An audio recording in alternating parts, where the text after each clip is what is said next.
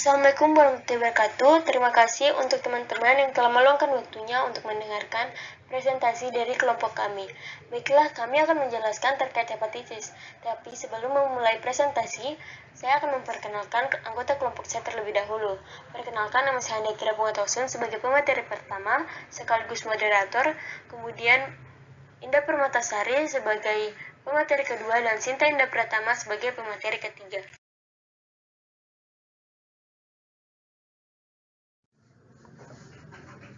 Baiklah, saya akan masuk ke penjelasan yang pertama terkait definisi hepatitis. Nah, istilah hepatitis ini dipakai untuk semua jenis peradangan pada sel-sel hati yang bisa disebabkan oleh infeksi virus sampai dengan penggunaan obat-obatan, termasuk obat tradisional. Hepatitis yang disebabkan oleh virus memiliki beberapa tahapan, ada akut, fulminan, dan kronis, tergantung dari durasi dan keparahan infeksi. Untuk akut, infeksi virus sistemiknya berlangsung selama kurang dari 6 bulan. Untuk akut fulminan, pengembangan mulai dari timbulnya hepatitis hingga kegagalan hati dalam waktu kurang dari 4 minggu. Kemudian untuk kronik, gangguan-gangguan yang berlangsung lebih dari 6 bulan dan merupakan lanjutan dari hepatitis akut. Etiologi.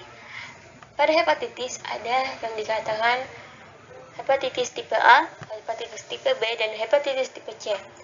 Pertama, untuk hepatitis tipe A yang disebabkan oleh virus hepatitis A masuk ke dalam tubuh dan kemudian menyerang organ hati, di mana etiologinya virus RNA yang tidak terselubung stabil dalam pH rendah serta suhu beku hingga sedang. Sedangkan untuk hepatitis B yang disebabkan oleh virus hepatitis B masuk ke tubuh.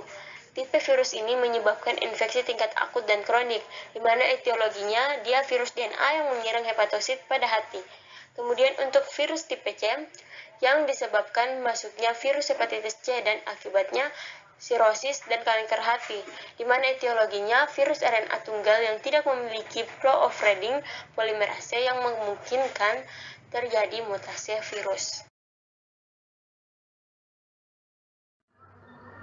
Penjelasan selanjutnya terkait patofisiologi. Nah, pada patofisiologi hepatitis A, infeksi HAV biasanya akut, sembuh sendiri, dan memberikan kekebalan seumur hidup. Nah, siklus hidup hak dalam tubuh manusia secara klasik dimulai dengan pengendalian virus. Penyerapan di lambung atau usus kecil kemungkinan masuk ke sirkulasi dan diambil oleh hati. Nah, di mana akan terjadi replikasi virus pada sel epitel hepatosit dan gastrointestinal. Partikel virus baru dilepaskan ke dalam darah dan disekresikan ke empedu oleh hati. Virus kemudian akan diserap kembali untuk melanjutkan siklusnya atau dikeluarkan melalui tinja. Siklus enterohepatik akan terus berlanjut hingga terputus oleh netralisasi antibodi.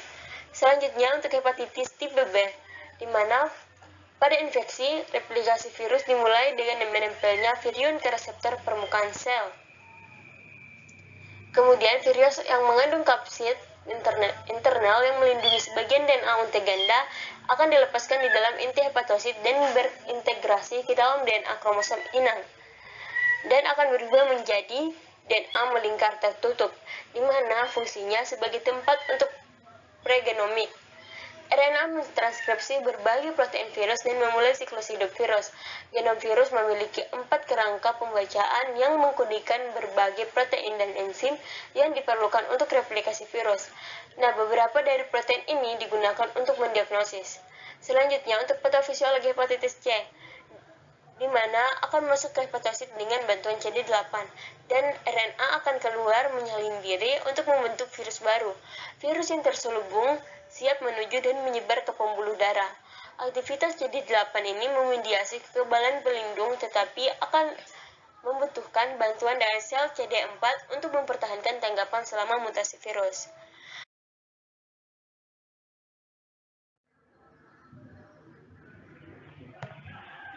Selanjutnya, tanda dan gejala. Yang pertama, hepatitis A atau HAV. Lebih dari 70% pasien mengalami demam, penyakit kuning, sklera icterus atau menguningnya sklera, hepatomegali, kemudian gejala lainnya, plenomegali, ruam kulit, dan arthalgia. Kemudian hepatitis B atau HBV. Rata-rata 70% pasien mengalami anikterit. Pasien yang lebih muda cenderung tanpa gejala. Gejala yang mungkin terjadi, penguningan, tinja putih pucat, kelelahan, demam, meriang, kurangnya nafsu makan, dan kulit menjadi gatal. Kemudian hepatitis C atau HCV. Rata-rata 70% pasien tidak bergejala. Gejala yang mungkin terjadi, penguningan, tinja putih pucat, kelelahan, demam, meriang, kurangnya nafsu makan, dan kulit menjadi gatal. Kemudian hasil lab peningkatan ALT atau AST, lebih dari 1000 unit internasional per liter atau 16,7 mK per liter. ALT lebih dari AST. Untuk hepatitis A. Untuk hepatitis B, 1000 sampai 2000 unit internasional per liter atau 16,7 sampai 3,3 mK per liter. ALT lebih dari AST.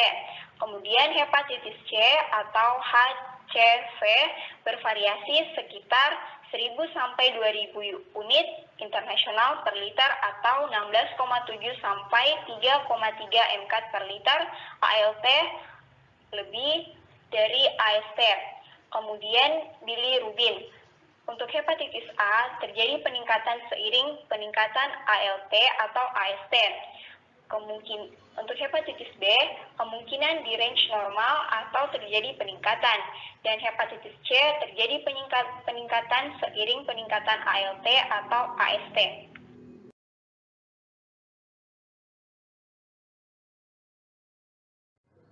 Kemudian tes laboratorium hepatitis, tes spesifik virus hepatitis A, HAV, AB atau IgM, dideteksi 4-6 minggu setelah terinfeksi dan menunjukkan tahap hepatitis A akut.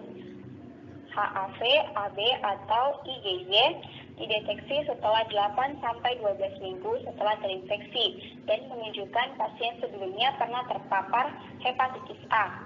Kemudian tes spesifik virus hepatitis B, HBsAg, ditemukan antigen pada 4-12 minggu setelah infeksi hepatitis B. Hasil positif menunjukkan hepatitis B akut atau infeksi akut dan kronik. HBeAg ditemukan setelah 4-12 minggu setelah terinfeksi. Hasil yang positif menunjukkan tahapan aktif akut atau sangat infeksius. HBcAg atau antibodi inti hepatitis B ditemukan setelah 6-14 minggu terinfeksi. Hasil yang positif menunjukkan infeksi yang sudah lampau merupakan penanda jangka panjang. HBeAg antibodi ditemukan 8-16 minggu sesudah terinfeksi, menunjukkan perbaikan infeksi akut. Hasil positif antibodi HBsAg terhadap antigen permukaan hepatitis B terjadi setelah 2-10 bulan infeksi. Kemudian pengukuran DNA virus dengan PCR dapat digunakan untuk memonitor terapi HBV dengan obat antivirus. Kemudian hepatitis C, metode serologi. Mendeteksi antibodi dari HCV atau anti-HCV menggunakan serum atau plasma dilaporkan dalam hasil positif atau negatif. Kemudian metode molekular dengan mendeteksi asam nukleat dari virus, baik secara kualitatif maupun kuantitatif. Hasil dilaporkan dalam satuan internasional unit per mililiter atau IU per mililiter. Kemudian metode genotyping. Mengklasifikasi virus menjadi 6 tipe genotip digunakan untuk memprediksi respon dan durasi dari pengobatan hepatitis C.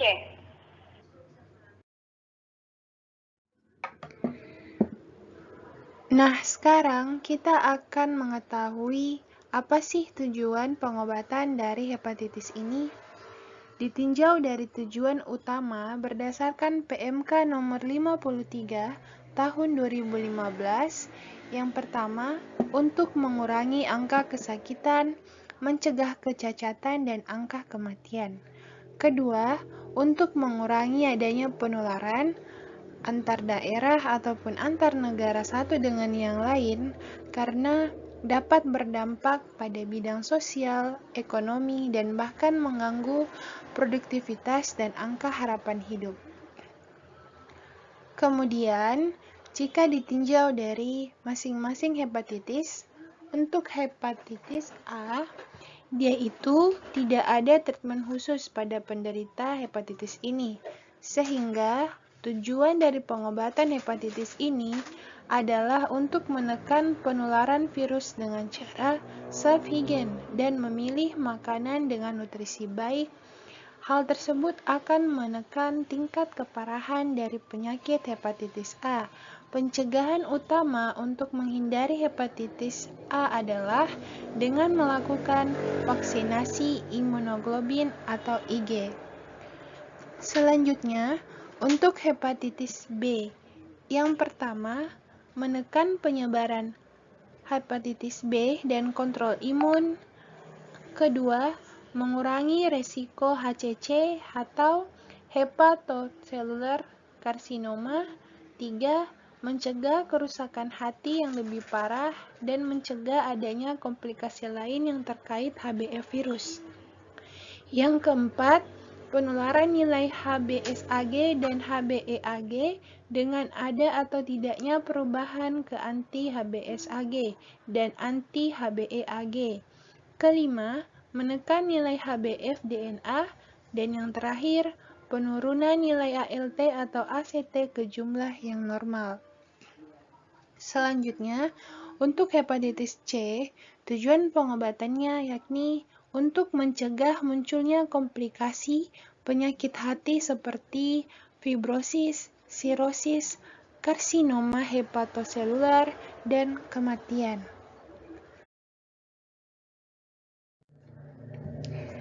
Pada slide ini, kita akan membahas terapi farmakologi dan non-farmakologi dari hepatitis.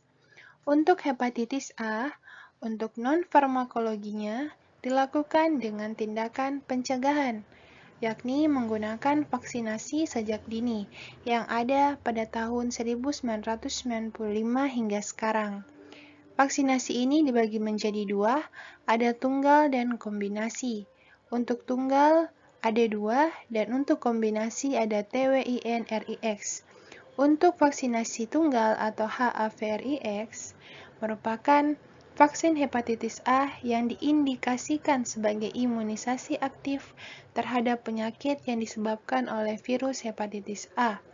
HAV-RIX dapat digunakan pada individu berusia lebih dari 12 bulan.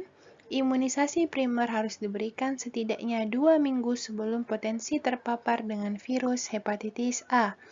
Untuk vaksinasi kombinasi atau TWIN-RIX merupakan vaksin hepatitis A dan B yang digunakan untuk membantu mencegah infeksi dari virus tersebut. Infeksi virus hepatitis A dan B dapat menyebabkan masalah yang serius, yakni adanya gagal hati, infeksi hepatitis B, dan kanker hati. Adapun kriteria atau persyaratan dapat dilihat pada slide ini. Kemudian untuk terapi farmakologi atau terapi yang menggunakan obat-obatan untuk menghambat replikasi HF. Ini merupakan tabel rekomendasi dosis dari hepatitis A, di mana untuk vaksin HAV-RIX untuk pasien berumur 1 hingga 18 tahun, maka dosis antigen hepatitis A-nya 720 ELISA units atau 0,5 mili diberikan sebanyak 2 kali, yakni pada bulan ke-0, 6 hingga 12. Untuk pasien yang berumur lebih atau sama dengan 19 tahun diberikan dosis antigen hepatitis A 1440 ELISA units atau 1 mili sebanyak 2 kali dengan pada bulan ke-0, 6 hingga 12 bulan. Kemudian untuk vaksin VAQTA untuk pasien berumur 1 hingga 18 tahun, maka dosis antigen hepatitis A-nya 25 units atau 0,5 mili diberikan sebanyak 2 kali, yakni pada bulan ke-0, 6, hingga 18. Untuk pasien yang berumur lebih atau sama dengan 19 tahun, maka dosis antigen hepatitis A-nya 50 unit atau 1 mili dengan pemberian sebanyak 2 kali pada bulan ke-0, 6, hingga 18. Kemudian untuk vaksin TWINRIX, untuk pasien yang berumur lebih atau sama dengan 18 tahun, maka dosis antigen hepatitis A-nya 720 ELISA units atau 1 mili, pemberian sebanyak 3 kali, yakni pada bulan ke-0, 1, dan bulan ke-6. Untuk pasien yang berumur lebih atau sama dengan 18 tahun dengan schedule atau jadwal dipercepat, maka dosis antigen hepatitis A-nya 720 ELISA units atau 1 mili dengan pemberian sebanyak 4 kali, yakni pada hari ke-0, ke-7, 21, hingga 30 hari, atau pada bulan ke lebih dari 12 bulan.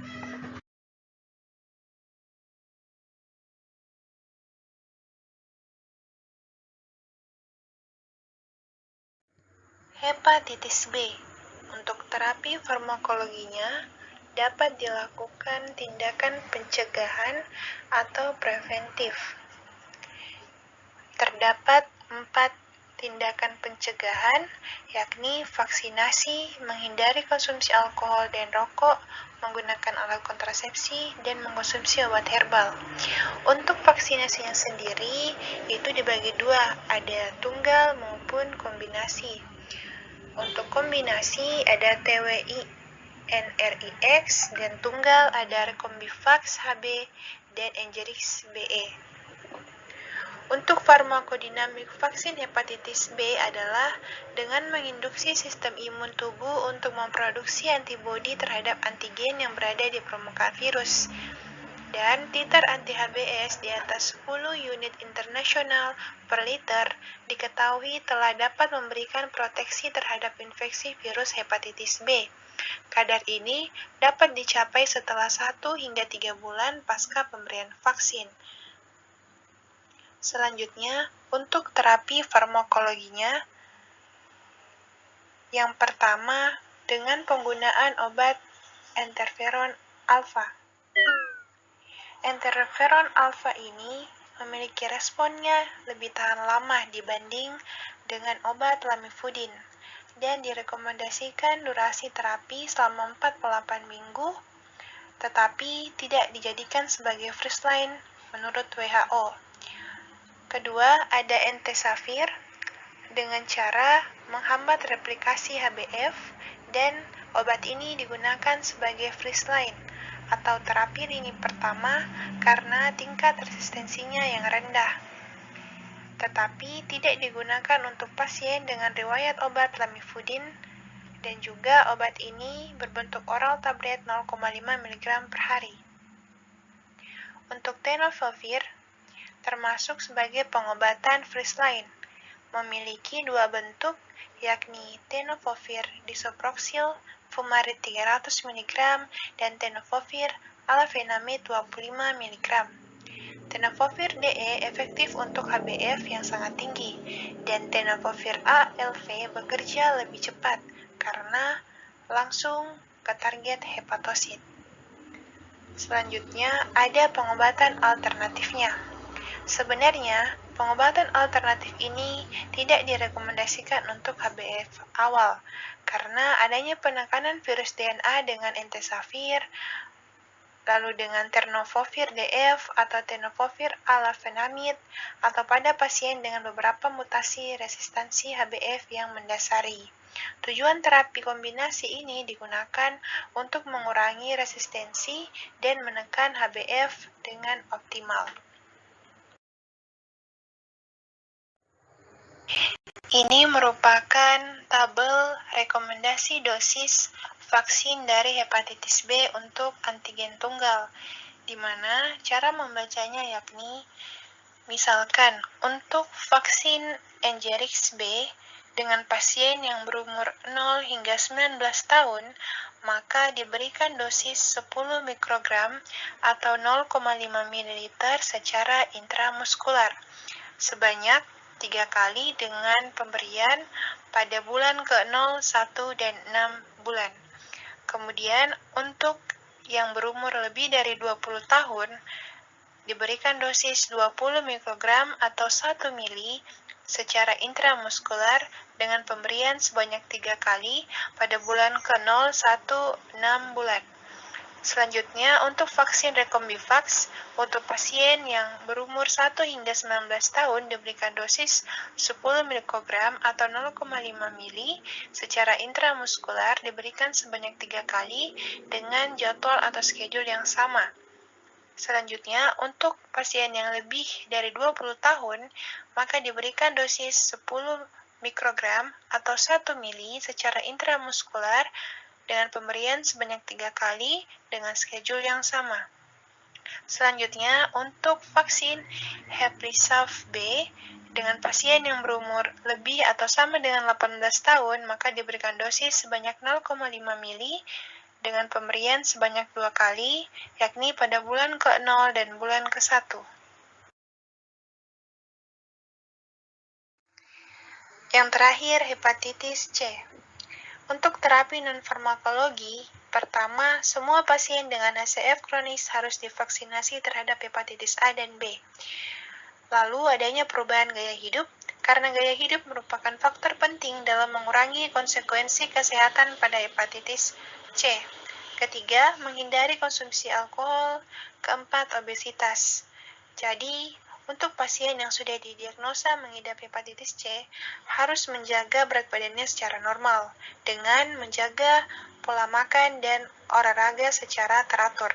Keempat, menghindari penggunaan terapi herbal karena dinilai kurang efektif dan dapat berpotensi menjadi sumber interaksi obat dengan terapi HCV ini. Keenam, pemberian konseling. Pasien harus diberikan konseling tentang cara mengurangi risiko penularan HCV dan bagaimana strategi pengurangan dampak buruknya. Selanjutnya untuk farmakologi. Farmakologi ini dibagi menjadi beberapa pengobatannya, di mana yang pertama ada Sofosbuvir. Sofosbuvir ini ditemukan awalnya pada tahun 2007 dan pertama kali dicobakan pada manusia tahun 2010. Mekanisme kerja dengan cara menghambat protein NS5B pada virus hepatitis C. Obat ini untuk HCV GT1 hingga 4. Kedua, ada kombinasi antara Ledipasvir dan Sofosbuvir. Kombinasi tablet ini untuk HCV GT1 atau 4, di mana untuk mekanisme kerja dari Ledipasvir adalah menghambat fosfoprotein virus yang penting NS5A yang terlibat dalam replikasi, perakitan, dan sekresi virus. Yang ketiga, kombinasi antara Sofosbuvir dan Velpatasvir. Rekomendasi obat ini untuk HCV GT1 hingga 6. Mekanisme dari Velpatasvir adalah menghambat NS5A oleh Gilead. Dan kemudian untuk yang keempat ada kombinasi Elbasvir dan Grasoprevir. Disetujui untuk pasien HCV GT1 dan 4. Di mana untuk mekanisme dari Elbasvir ini masuk pada golongan HCV NS5A inhibitor, bekerja dengan menghentikan penyebaran virus hepatitis C dalam tubuh. Kemudian untuk Grazoprevir, dia ini merupakan termasuk kelas PI atau protease inhibitor, bekerja dengan mengurangi jumlah virus hepatitis C dalam tubuh sehingga sistem imun dalam tubuh mampu untuk melawan infeksi tersebut. Selanjutnya, ada kombinasi Glecaprevir dan Pribentasvir. Kombinasi ini untuk pasien yang belum menggunakan pengobatan apapun, serta direkomendasikan juga pada pasien GCF GT1 hingga 6. Selanjutnya ada kombinasi sofosbuvir, velpatasvir, dan voxilaprevir. Lebih diutamakan untuk pasien HCF dengan pengobatan yang gagal. Yang terakhir ada obat ribavirin. Ribavirin ini tidak efektif untuk terapi tunggal pada HCF karena adanya anemia hemolitik. Selanjutnya di sini ada rekomendasi dari AASLD, IDSA, atau American Association for the Study of Liver Diseases and Infectious Diseases Society of America. Tabel ini merupakan regimen pengobatan yang direkomendasikan untuk pasien hepatitis C genotip 1 hingga 3. Jadi, untuk HCF genotip 1A, maka jika tanpa serosis, diberikan terapi kombinasi antara elbasvirin dan grazoprevir selama 12 minggu. Jika adanya serosis kompensasi, maka diberikan terapi gabungan atau kombinasi elbasvir dan grazoprevir 12 minggu juga. Kemudian yang kedua bisa diberikan kombinasi glecaprevir dan pibrentasvir tanpa sirosis selama 8 minggu dan jika dengan sirosis selama 12 minggu. Kemudian ada ledipasvir dan sobosbuvir selama 12 minggu tanpa sirosis dengan sirosis selama 12 minggu juga. Kemudian ada terapi menggunakan kombinasi sobosbuvir dan velpatasvir untuk tanpa sirosis dan dengan sirosis sama-sama 12 minggu.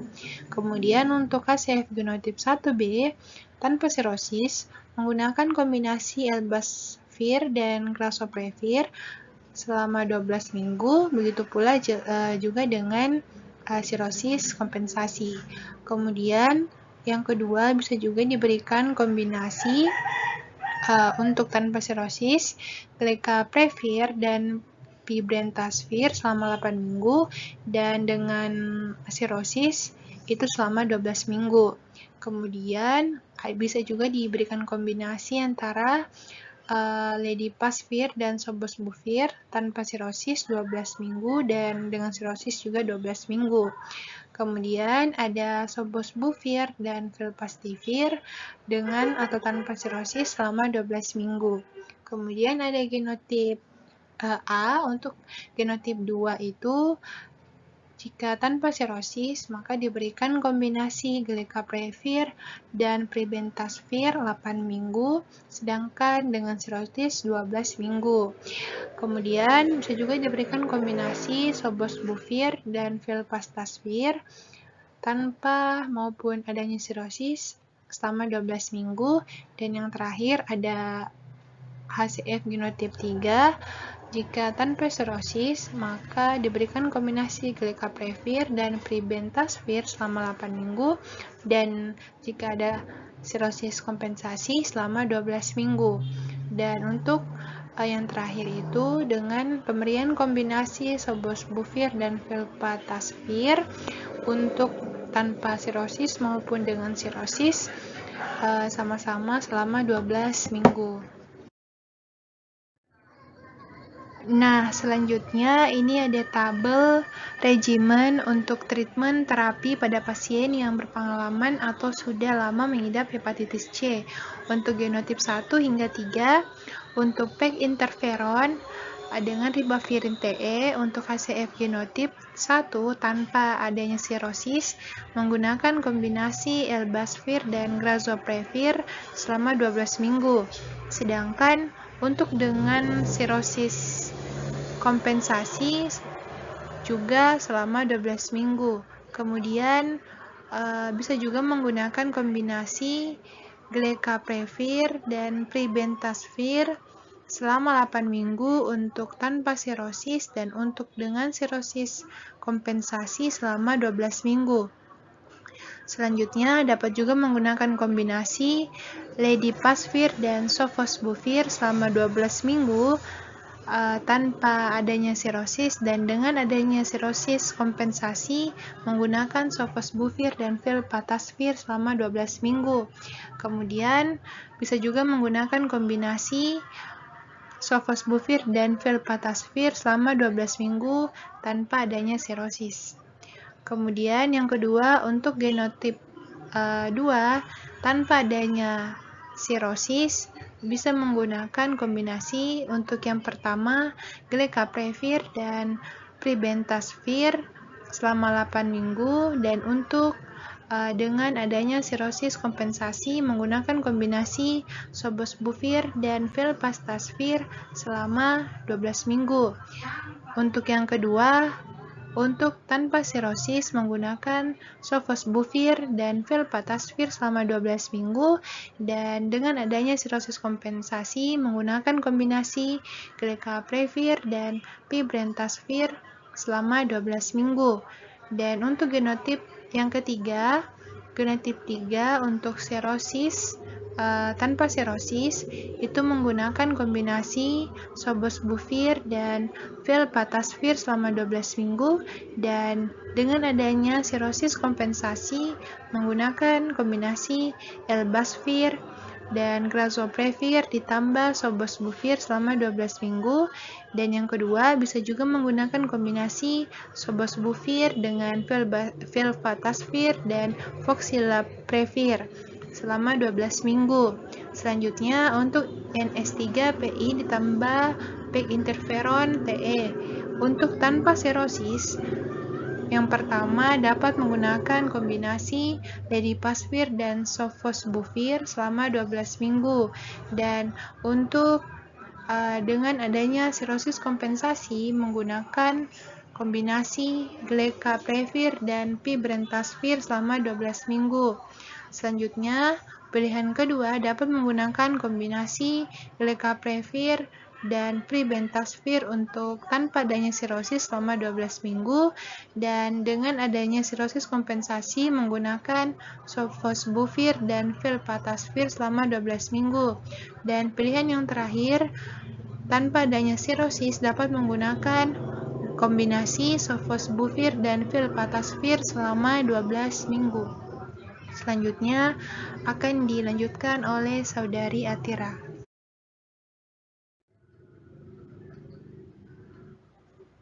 Saya akan melanjutkan obat-obat yang digunakan dalam kondisi khusus infeksi hepatitis. Pertama, dalam kondisi sirosis, di mana terapi sirosis dikompensasi HBV adalah entecavir dan tenofovir DF. Namun, jika fungsi ginjal atau tulang penyakit menjadi perhatian, biasanya diberikan tenofovir alafenamid. HCV dikompensasi dapat diberikan ledipasvir atau sofosbuvir atau sofosbuvir atau filpataspir dan declatasvir dengan sofosbuvir. Kemudian untuk HIV, terapi harus menyertakan tenofovir alafenamid atau tenofovir DF karena keduanya memiliki khasiat melawan HIV dan HBV. Sedangkan pada terapi hepatitis C dapat diberikan terapi sofosbuvir yang memiliki interaksi obat yang rendah secara klinis. Selanjutnya untuk ginjal dapat digunakan glecaprevir atau pibentasvir, di mana obat ini adalah satu-satunya terapi HCV pangenotip yang disetujui digunakan pada insufisiensi ginjal, termasuk hemodialisis. Elbasvir atau grazoprevir juga disetujui, tetapi terbatas pada HCV GT1 dan 4. Baiklah, penjelasan selanjutnya akan saya serahkan pada rekan saya, Indah Permatasari. Kehamilan, penularan HBV perinatal adalah penyebab utama HBV kronis. Tenofovir DF direkomendasikan pada trimester ketiga untuk mencegah ibu ke anak penularan. Semua bayi yang lahir dari wanita HBsAg positif harus menerima HBV vaksinasi dengan atau tanpa imunoglobulin dalam waktu 24 jam setelah lahir. Kemudian pediatri, pengobatan dianjurkan pada HBeAg positif anak-anak berusia 2-18 tahun yang mengalami peningkatan ALT dan HBV DNA terukur. Lamivudin dan entecavir disetujui untuk anak-anak 2 tahun dan lebih tua, sedangkan HIVN disetujui untuk digunakan pada anak-anak 1 tahun dan lebih tua. Adefovir dan tenofovir DF disetujui untuk anak-anak 12 tahun ke atas, meskipun HIV tenofovir DF dapat digunakan pada anak-anak berusia 3 tahun ke atas.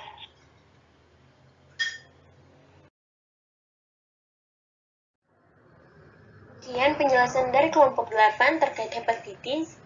Apabila ada kesalahan dalam kata-kata, mohon dimaafkan, dan apabila ada kesalahan dalam penjelasan, mohon dikoreksi. Jika ada penjelasan kurang jelas dan ingin ditanyakan kembali, silahkan ditanyakan kepada pemateri. Terima kasih untuk teman-teman telah menyempatkan waktunya untuk mendengarkan presentasi dari kelompok hepatitis. Saya akhiri dengan ucapan wabillahi taufiq wal hidayah. Wassalamualaikum warahmatullahi wabarakatuh.